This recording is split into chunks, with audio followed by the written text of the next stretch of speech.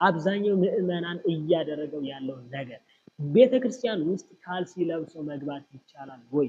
ይህንንም ዲያቆን ተመልከቱ።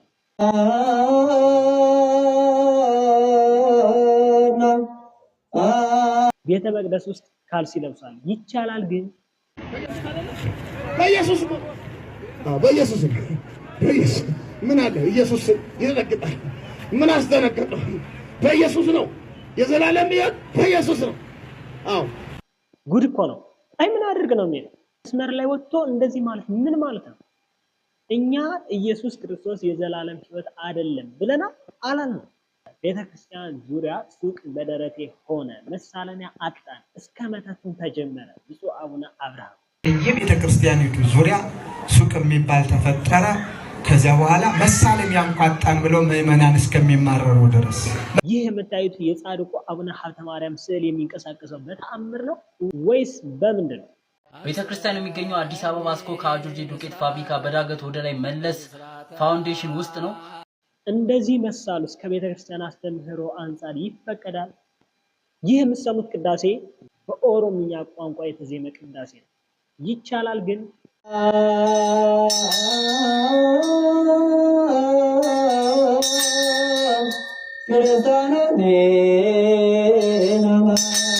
በስመ አብ ወወልድ ወመንፈስ ቅዱስ አሐዱ አምላክ አሜን። ውድ የስፍና ሚዲያ ተከታታዮች እያላችሁበት እንዴት አላችሁ? እኔ ደህና ነኝ ያለው እግዚአብሔር ይመስገን። በዛሬው ቪዲዮ ፕሮግራማችን እንግዲህ እነዚህን እና ሌሎች ቪዲዮዎችን አንድ ባንድ የምናይ ይሆናል። እስከ ቪዲዮ ፍጻሜ ድረስ አብራችሁን ቆዩ። ቪዲዮውን ላይክ፣ ሼር፣ ቻናሉን ሰብስክራይብ ማድረግ እንዳትረሱ። እንደምታዩት ይህ ስዕል የጻድቁ የአባታችን የአቡነ ሀብተ ማርያም ስዕል ነው። ይህ ስዕል የሚገኘው እንግዲህ በአዲስ አበባ ነው። ስዕሉ እንደምታዩት እየተንቀሳቀሰ ነው። ይህ ስዕል የሚንቀሳቀሰው ልጁ እንዳለን በተአምር አይደለም። የሚንቀሳቀሰው በስሪዲ ሞሽን እንዲንቀሳቀስ ተደርጎ ስለተሳለ ነው። እስኪ አንድ ጥያቄ ልጠይቃችሁ፣ መልሱን ኮሜንት ላይ ጻፉልኝ። የቅዱሳንን ስዕል እንደዚህ ተደርጎ መሳሉ አግባብ ነው ትላላችሁ? የሱቅ በደረቴው የኛ አይደለም። በየቤተ ክርስቲያኒቱ ዙሪያ ሱቅ የሚባል ተፈጠረ። ከዚያ በኋላ መሳለሚያ እንኳን ብለው ምዕመናን እስከሚማረሩ ድረስ መሳለሚያ ደግሞ የምንፈቅደውንም አናውቀውም። ብፁዕ አቡነ አብርሃም እንዳሉት በከተማ የሚገኙ አብያተ ክርስቲያናት አብዛኞቹ የቅጥር ግቢያቸው ዙሪያውን ሱቆች ናቸው። ለቤተ ክርስቲያናት ትልቅ የገቢ ምንጭ ቢሆንም እንኳን ነገር ግን አሁን ከአግባብ ውጭ እየሆኑ ነው ማለት ነው። በቃ በቤተ ክርስቲያኑ ዙሪያ ላይ መታየት የሌለባቸው ነገሮች ይታያሉ። አንዳንዱ እስከ መጠጥም ተደርሷል እና ክብሩ ይሻለናል። ከረሃባችን ጋር ከጥማችን ጋር ከመራቆታችን ጋር ክብር ይበልጣል። ክብርን የሚነካን ነገር እናስወግደው። እንደ ጥንቱ እንደ ጠዋቱ በቤተ ክርስቲያን ዙሪያ ሻማውን እናዘጋጅበት፣ ጧፉን እናዘጋጅበት። ታችን እያሉት ያለው እንግዲህ ሱቆቹ መከራየት ያለባቸው ለቤተ ክርስቲያን አገልግሎት የሚውሉ እቃዎች የሚዘጋጁበትና የሚሸጡበት እንዲሆኑ ጥሩ። ስናከራይም ለዚህ ለጃንጥላው ለአልባሳቱ የሚውል እናድርገው። አለበለዚያ ከዚያ ውጭ የሆነው ነገር ሁሉ ቤተክርስቲያንን ቤተክርስቲያን አላሰኛት ብሏል። ትችቱን በዝቶብናል። ከዚህ እንውጣ። አሁን ላይ ሱቆቹ እየተከራዩ ያሉት እስከምን ደርሰዋል? ግሮሰሪ መጠጥ ቤት እየተከፈተባቸው ነው። ሞባይል ጥገናዎች እየተከፈተባቸው ሙሉ ቀኑን 24 ሰዓት ሙዚቃ እየተጨፈረባቸው ነው። አልፎ ለመተትም ተጀምሯል። እስኪ ቅዳሴ ሰምተን እንመለስ።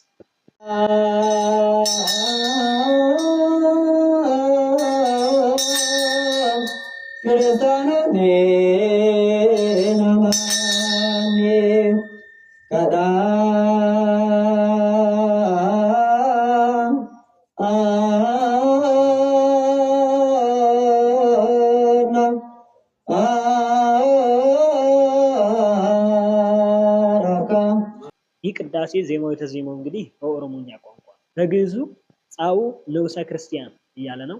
ተንስኡ ለጸሎት እያለ ነው። እዛ እግዚኦ ተሳሃለን ብለው ተቀበሉ።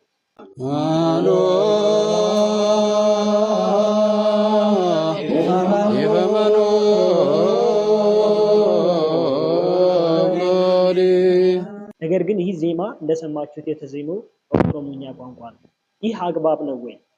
ከቤተ ክርስቲያን አስተምህሮ አንጻር ትክክል ነው ወይ ሲባል ትክክል አይደለም። እኒህን ጳጳስ እንስማቸው። ቅዳሴያችንን የምናዜመው በግዕዝ ብቻ ነው። ማንም ያልፈቀደላቸው በሕግ የማይታወቁ ቤተክርስቲያናችን የማታውቃቸው ቅዱስ ሲኖዶስ ያልፈቀደላቸው በቅዱስ ሲኖዶስ ያልተፈቀደ ዝም ብለው ብድግ ብለው በኦሮምኛ እናዜማለን ብለው ዜማውንም ጭምልቅልቅ እያደረጉ ወይም ሙያው የላቸው የሙያ ዜማው የላቸው አልዋሉበት፣ አልተማሩ፣ አላወቁ በራሳቸው ፈጠራ እንደውም እኔ ለሀገሬ ያሬር ነኝ አይነት አባባል ይዘው ብልሽሽት እያደረጉ በዚህ ምዕመናን አልተደሰቱም።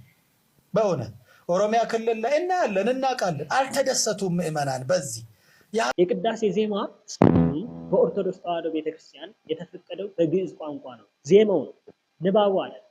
ንባቡ በተለያየ ቋንቋ ሊነበብ ይችላል። ነገር ግን ዜማው እስካሁን ድረስ በግዕዝ ቋንቋ ብቻና ብቻ ነው። ያውቃሉ ምዕመናን ምን እንደሚፈልጉ ያውቃሉ።